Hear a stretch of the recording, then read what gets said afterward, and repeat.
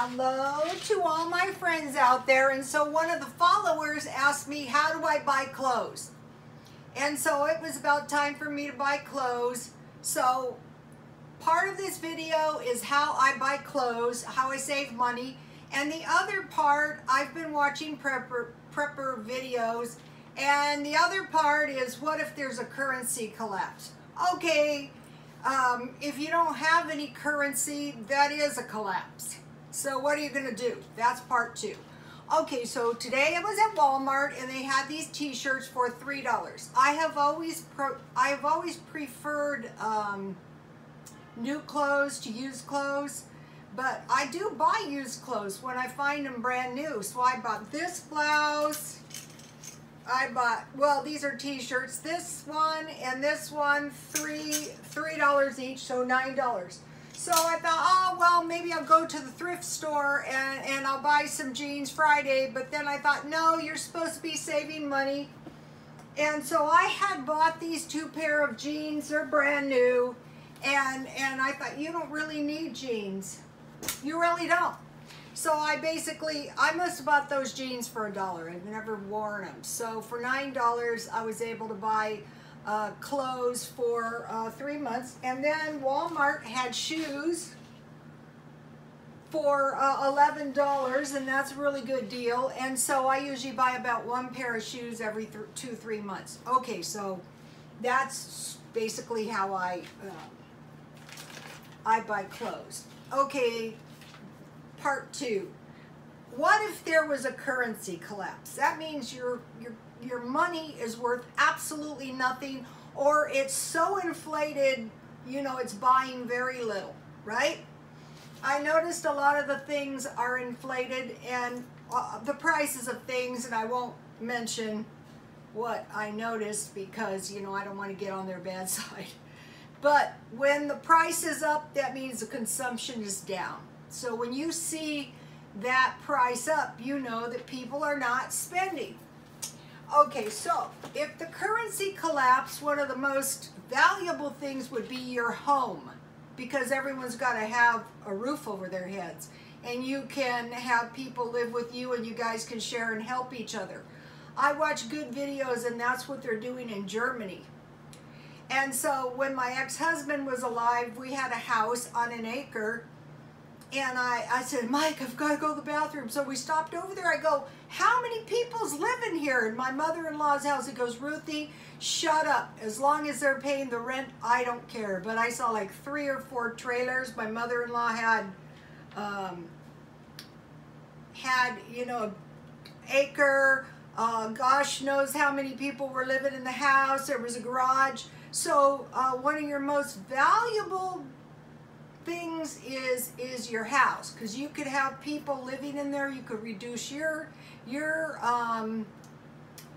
cost of living, and you could help them and they could help you. Because if you get friends, in fact, I was watching Fritz Springmeier, and he said make sure you have friends that can help you, and I agree with him totally on a lot of stuff. I like to watch him, and I'm not sensitive about mentioning of other people's channels either.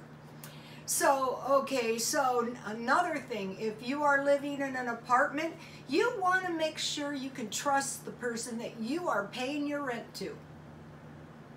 You know? You want to be sure you can trust them. If you, in the back of your mind, don't think you can trust them, start looking for another place to live. So your home is currency. Also, your vehicles are like currency. Also, if you have motor homes, trailers, cab overs, those are very valuable as currency as well. We used to have these. We had the cab overs that had little built-in sinks and stoves on your trucks. Those are valuable for cash too. Okay, so now the currency has collapsed. No one has any currency. What is the most valuable thing that you could have for currency? Would be food. So as you know, I want to show you, here is my indoor garden. I have to do some more replanting. It's coming along nicely. And here is the other part of it coming along nicely. Okay, so now what could be used for currency. Okay, if there is some kind of economic collapse, if there is some kind of, you know, mass hunger thing, your big dogs are gonna protect you. Which brings us to the point of one thing that can be used for currency: dog food. You're gonna need your dogs, big dogs. And so today I prepped a few snacks for my son's dog. Thank God he's home. But one of the things that could be used for currency is dog food. Okay, I noticed on Freakin' Frugal, when she dives in the dumpster, she gets pounds and pounds of dog food. They've cut the bags open, but she's able to get the dog food. And so that dog food is very valuable as a commodity in the event that there was no cash. Okay, so now, food. Items for barter. Okay, some of the things I know because I saw it with my own two eyes at the swap meet. Okay, one of the things that you can sell, and if you can find them, if you can get your hands on them, big cans of beans and canned food, the big cans.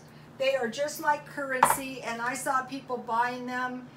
Somebody was selling them dented cans. If you can find, you know, like in the stores, anything, you know, on those markdowns, and you find them really cheap, they're like cash money. Furthermore, you can eat them yourself. And so the other thing is big bags of flour so you can make bread. And the other thing is these big, this is only 10 pounds, but I saw they have big 25-pound ones. And you need the corn flour if you're going to have rice and beans. One of the most valuable things for barter is beans and rice, any kind. As soon as I eat up all the ones I have, I'll be buying the big 25-pound bags. The other thing people are likely to be very, very desperate for is oil, and I suggest lard too. Any kind, whatever you can get cheap. The other thing that just at the top of my mind, I'll be doing some more videos on this, is yeast. Gonna need yeast, but I have some recipes for sourdough starter. And then the other thing is any kind of orange juice. Orange juice, lemon, and lime can be used because, you know, you don't want a vitamin C deficiency. Okay, so items for currency, home, food. The next thing is clothes. Okay, so what I stockpile is jeans, and I sell them at the swap meet. And what I do, and why I thought I need jeans, I don't know, because what I do when I stockpile these for the swap meet is I buy them all in my size. So I don't really need jeans. I've never worn these. And these are good jeans, brand new. What I do is I find them for $1, brand new.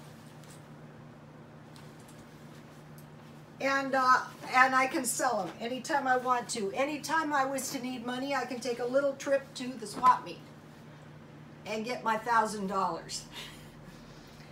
Okay, so now, the other thing that can be bartered for money is good watches.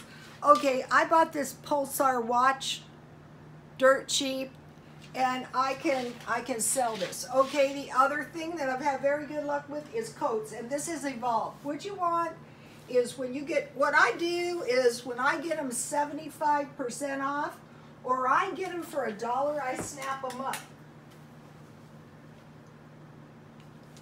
I try, and then, you know, all kinds of denim jackets. Any kind, I don't care what kind they are, as long as they're like new. So I think coats and jeans would be the two most valuable things. And what happened when I was at the swap meet, the vendors would come by every week and buy my stuff, and I gave them the best deal in town. Nothing could make me happier than a vendor buying my stuff and going across the street and selling it. I don't care. And I gave them a good deal because I know whenever they saw my face there, they were coming to buy my stuff. And they were nice too. They volunteered to load my stuff. What I do when I go to the swap meet is I put it all on a tablecloth, I tie it up, and I throw it in the trunk of the car. Okay, so we have home, food, clothes. The next thing that can be sold, like cash money, is camp gear. I'm looking all the time for little camp stoves, flashlights, sleeping bags, tents. Sometimes your tents, you know, the little spikes are missing, but you can order those online very cheap, like $9, and you have yourself a brand new tent. And also, tents are really good for dogs, you know, like a little home. I like to spoil my dog. Okay, number 5 things that can be used for currency is weapons. Okay, you think about weapons, you think of guns that need ammunition, and that is true. And in the event there was an economic collapse, you're going to need weapons. But there's other kinds of weapons that are good for barter too. Very, very large, sharp knives, and also shovels with the one sharp edge on the side. And the other thing is the crossbows, which sounds horrible to even mention that, but you know, if they're going to break in your house and steal your food and kill you, I've heard of home invasions where it was their intention to kill the people, and the people were totally helpless, but fortunately the non-violent types, fortunately the neighbor came and shot the people. They were trying to kill them. They robbed them, the people robbed them, and they left, and then they got, it was on the top of a hill, and they said, you better not tell anyone, and they got to the bottom of the hill, and they decided they better come back and kill them. And so when they were driving up the hill very slowly, the neighbor saw them, and you know, that's how he rescued his neighbors. So nobody wants to be violent, nobody wants to kill anybody, but you know, you need weapons, and you can use your weapons, like currency, especially if you have ammunition. Another thing they could possibly do is stop selling ammunition. What good's your weapon gonna do you with no ammunition? So, the 5 things were your home, food, clothes, camp gear, and weapons. Practical Prepper! Hi to all the Prepper followers now, and God bless you all.